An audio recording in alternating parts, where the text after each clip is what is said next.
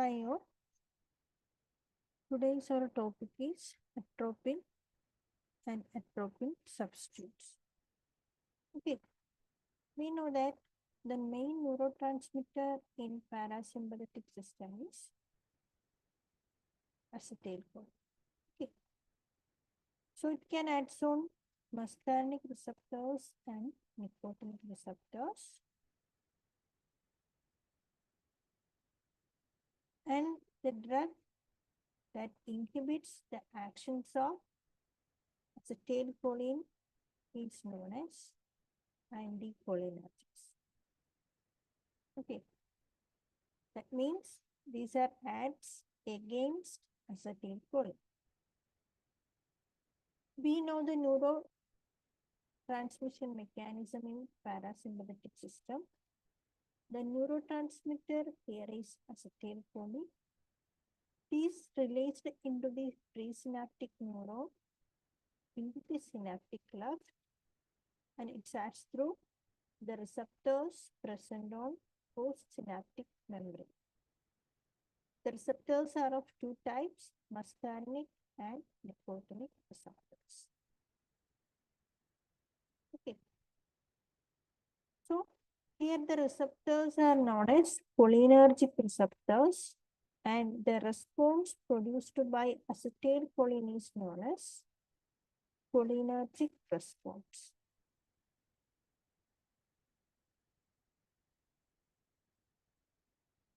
Cholinergic agonist means these are agents which produces actions similar to acetylcholine. Examples are pilocarpine, bethanacol, carbachol, etc.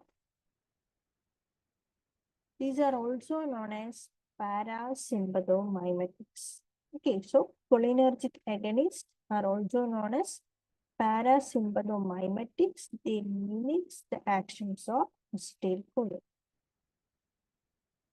Then we also have anticholine esterases. That means agent which inhibits choline esterase enzyme, thereby inhibits the metabolism of acetylcholine and increases the level of acetylcholine in the synapse.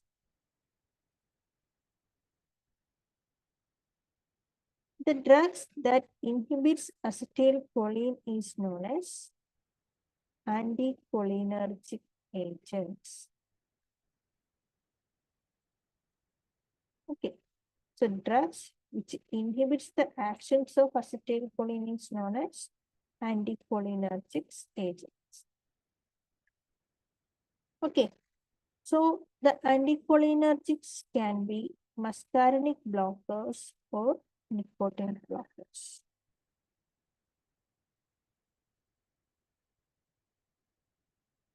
The muscarinic blockers can be non-selective or selective blockers. Non-selective blocker means it can blocks all type of muscarinic receptors. Selective blocker means it only blocks a particular type of muscarinic receptors. Atropine is a non-selective muscarinic blocker. And selective muscarinic blockers are collectively known as atropine substitutes. We also have nicotinic blockers, which can be NM blockers or NN blockers. NM blockers are D-tubocurarine and succinylcholine. These are usually used as skeletal muscle relaxants. NN blockers are ganglionic blockers. First, we discuss about muscarinic blockers. Usually, the muscarinic blockers are known as anticholinergics, and nicotinic receptor blocker is known as skeletal muscle relaxants. Okay, so it produces competitive blockade of the effects of acetylcholine on cholinergic receptors. Classification of atropine and atropine substitutes. Some are naturally occurring alkaloids, example, hyoscine, atropine, or scopolamine. And atropine substitutes can be semi-synthetic and synthetic agents. Some are bronchodilators like ipratropium bromide or tiotropium bromide. Some are mydriatics, that means agents which dilate pupil. These are known as mydriatics. Examples are profitamal and cyclopentolate. Then some agents are anti-secretory. That means it reduces the secretions from all type of glands, and it also produces antispasmodic. Means it reduces the spasm. The agents are dicyclomine, glycopyrrolate, pyrancepine, and propanolate. Some are basicoselective. That means it only acts on the receptors present on urinary bladder. Examples are oxybutynin and flavonoid. Some are anti-Parkinsonian. That means it reduces the cholinergic activity in the basal ganglia. And the agents are benzhexol and benztropine. So, muscarinic blockers, we know that the important agent is atropine. Okay, atropine is the prototype agent among muscarinic blockers.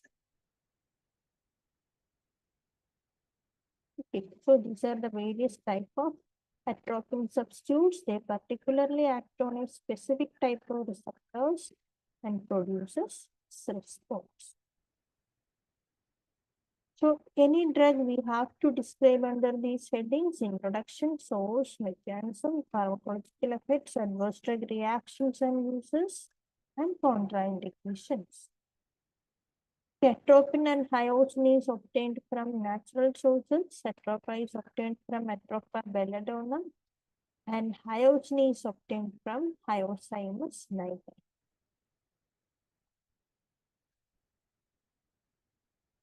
So, atropine is the prototype anticholinergic agent. It is a non-selective muscarinic blocker. That means can block all type of muscarinic receptors. The word atropine is derived from the word atropos, and belladonna is also derived from a Greek word. So, atropine is a competitive, non-selective muscarinic receptor blocker. Competitive means it combines with acetylcholine to bind with the receptor, and it inhibits the binding of acetylcholine to muscarinic receptors. So there is no cholinergic response. So atropine and hyoscine are competitive, non-selective muscarinic blockers. And atropine substitutes are competitive, selective muscarinic blocker. So what are the actions of atropine? Can act on central nervous system, eye, cardiovascular system, smooth muscles of lung, GIT, and urinary bladder, glands, etc. Okay. Actions on CNS at therapeutic doses, it produces CNS stimulation. It has anti-motion sickness activity. It depresses the vestibular excitation. It also has anti-Parkinsonian activity.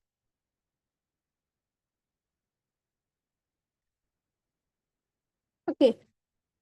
Parkinsonism is the deficiency of dopamine in basal ganglia. Usually, in basal ganglia, there is a balance between cholinergic system and dopaminergic system. There is any deficiency to cholinergic system, that will lead to overactivity of cholinergic system. The deficiency of dopamine leads to overactivity of cholinergic system, that will suppressed by atropine substitutes. In eye, Acetylcholine acts to M3 receptors and produces meiosis, that means contraction of pupil. It causes spasm of accommodation and reduces the intraocular pressure. So, atropine blocks the actions of acetylcholine and produces reversal of actions. That means atropine will lead to mydriasis, that means dilation of pupil. It blocks the M3 receptors of circular muscles of iris. It causes cycloplegia by blocking the M3 receptors. It causes paralysis of ciliary muscles, which lasts for 7 to 10 days. And this cycloplegia can cause photophobia and blurring of vision. It also increases the intraocular pressure. In heart, the M2 receptors are present. Acetylcholine binds to the M2 receptors and they reduces the heart rate. Atropine will increases the heart rate. Then lungs, acetylcholine will produces bronchoconstriction by acting through M3 receptors, but atropine will lead to bronchodilation by blocking the M3 receptors.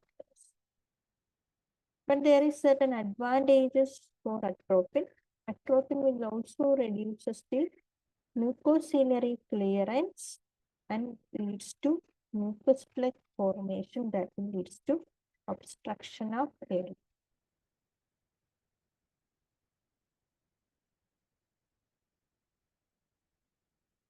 Then on GIT, acetylcholine increases the motility that will lead to colicky pain or spasm. It increases the peristaltic movement and relaxes the sphincter. But atropine,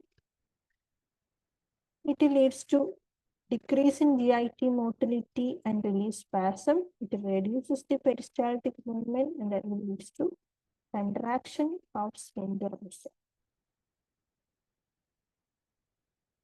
Then action on urinary bladder.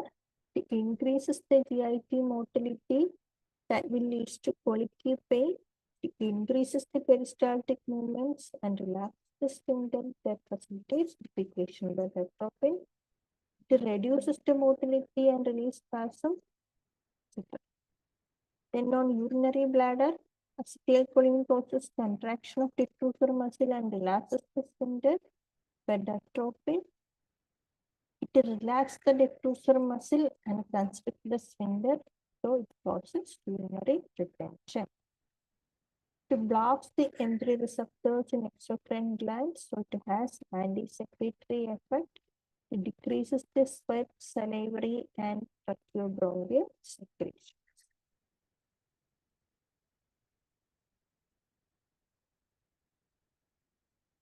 So this is the most significant anticholinergic effects. That means it causes dry mouth, constipation, etc. Then adverse drug reactions of atropine can cause dry mouth, difficulty in swallowing and dry skin, constipation, urinary retention, etc. It also causes dilation of pupil. There is blurring of vision and hyperthermia. The overdosage can cause poisoning. Okay. So, the belladonna poisoning or atropine poisoning is due to overdosage of the drug or from any plant sources. The patient will develop disorientation, delirium, convulsions, and coma. There is hyperthermia, dry mouth, urinary retention, and constipation. It also causes blurring of vision. So treatment, we have general measures like maintenance of air-breathing circulation, gastric lavage to prevent further absorption. Diazepam helps to control convulsions, cold sponging to control temperature. Specific measures, injection isostigmine, which is an anticholinesterase. It improves the metabolism of acetylcholine, thereby increases the level of acetylcholine and reverses the effects of atropine. The dosage is 1 to 4 milligram IV slowly and repeated every 4 hours. Then compare and contrast between atropine and scopolamine. Both are natural alkaloids. They are competitive, non-selective muscarinic blockers. Atropine produces CNS stimulation and scopolamine causes depression. Atropine has longer duration of action and it is preferably used in case of opioid poisoning and as a anesthetic medication. Scopolamine is the drug of choice in motion.